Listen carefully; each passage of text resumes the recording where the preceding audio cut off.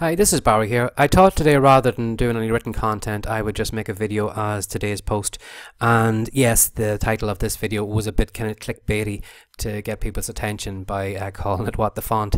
But anyway, in this video we're going to have a look at websites where you can download fonts, tools that you can use. You know, if you have a lot of fonts, easy to forget what they look like or where they are. And you know, if you are juggling a lot of fonts, maybe if you are using them maybe for your journal work or your colouring books, or maybe if you do a lot of book covers yourself or something like that, you probably have a lot of fonts, and it's very easy to lose track of them. Or maybe maybe you're looking for more fonts. Maybe you're looking for some way of dressing up your kind of plain looking report. You know, maybe you are looking for fonts maybe for your social media work, for your images. Maybe you want to add a couple of fonts onto GIMP or Photoshop or something like that. And so in this video I'm going to go through a couple of tools that you can use for keeping track of the fonts. And again at the end then I'm going to show you a couple of kind of little fun things you can add on to Google Chrome, and that, you know, not necessarily that you will actually be using them to, you know, to sell content or whatever it is, but stuff you can actually use yourself. So let's start off with the FontSpace website. Now, you know, if you've already bought my super simple coloring book course, you're probably aware of sites like these that allow you to download fonts.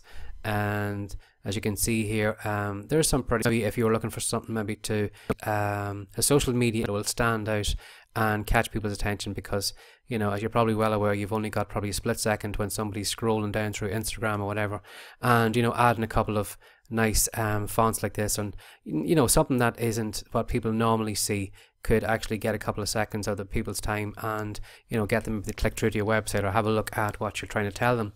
So this is one website I highly recommend you drop by. Now, there is free versions of the fonts.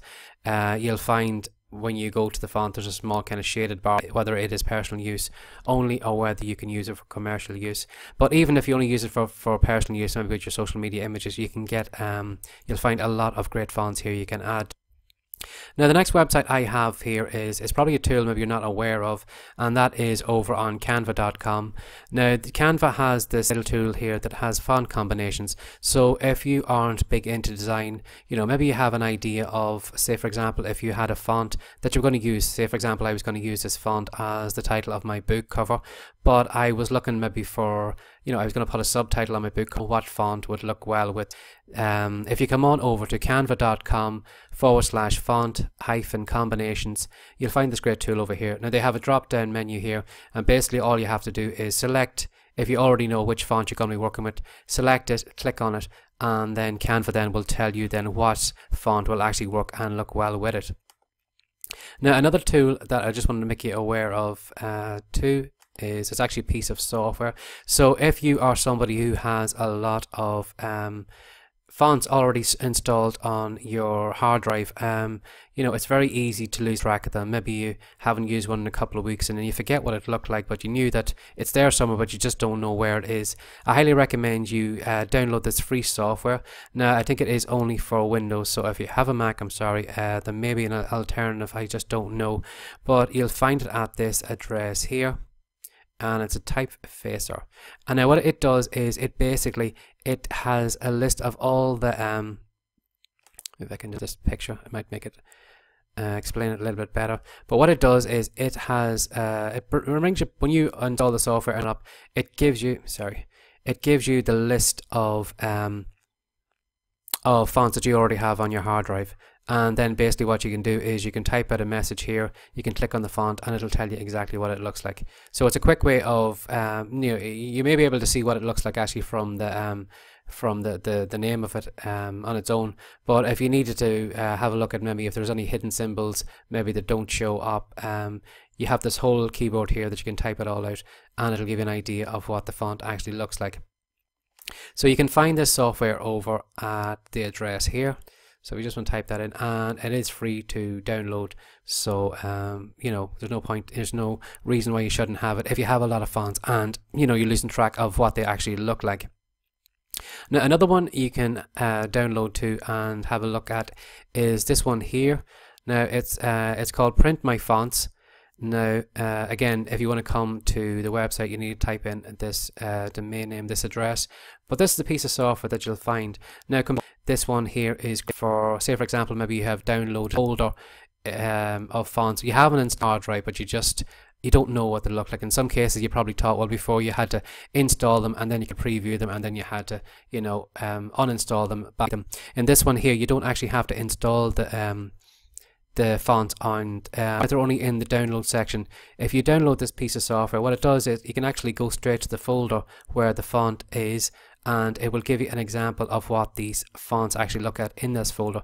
And again, you can type in any particular ID or look like. So if you have maybe you know, you don't want to install them because you're not sure if you're going to use them or not, this is a quick way to check them out. And again, what you can do then too is you can print off these are, which may be helpful then maybe later on. I'd imagine if this probably prints, you actually haven't started the software, you can just open up this image, have a look, and it'll give you the type of text that the font does and then the font's name. So it might, you know, if you're referencing fonts later on, if you've forgotten what they look like, you know, you can download this. And again too, this here is another free piece of software. And as I said there, you can get it at this domain name here.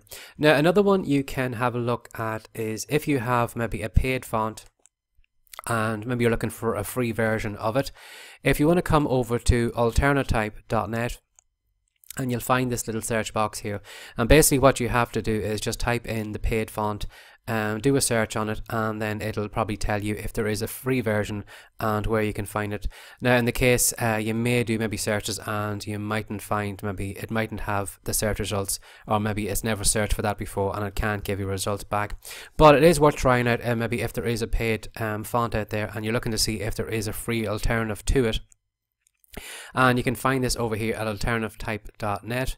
Now another one then, this probably in this part of the video then we are going to be moving off into kind of little fun little tools, or tools maybe you didn't know existed out there.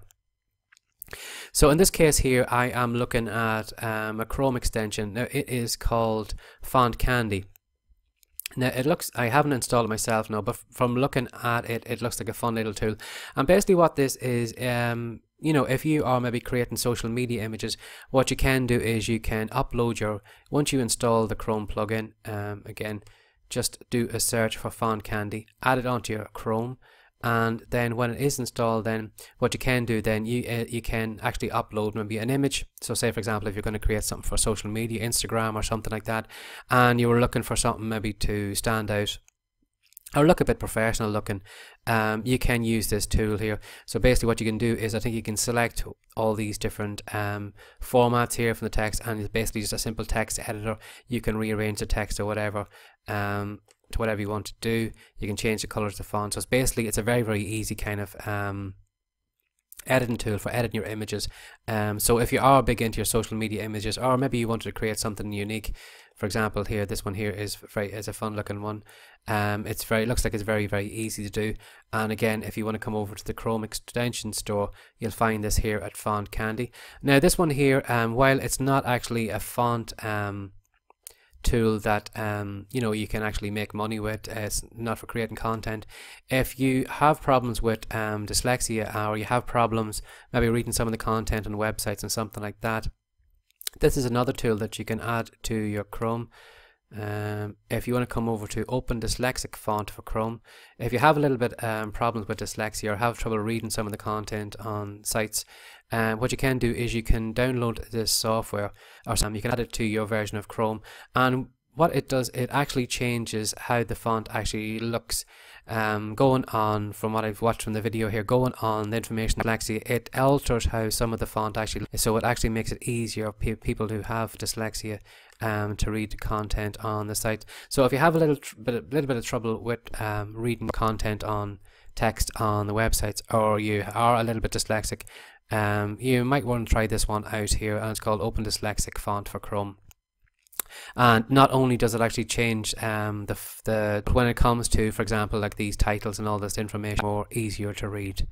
Now another tool then I wanted to show you it's a fun little tool. Now it's telling me it's only for Instagram, but I can imagine you can use this on Facebook or something like that. And you may have seen me use one of these tools before. What it does is it basically dresses up any plain text you put in here, and it kind of does it in all these different formats. It does it in emojis. So for example, loves playing around with free tools. Pull down here, it gives me back that text in all different things. So say for example, maybe you wanted to, you know, use it on your Instagram account when you're maybe replying to somebody's picture or a comment or something like that, or you know, or maybe you just wanted to use it on Facebook or whatever. It's very easy to use. You just basically just simply type in the text,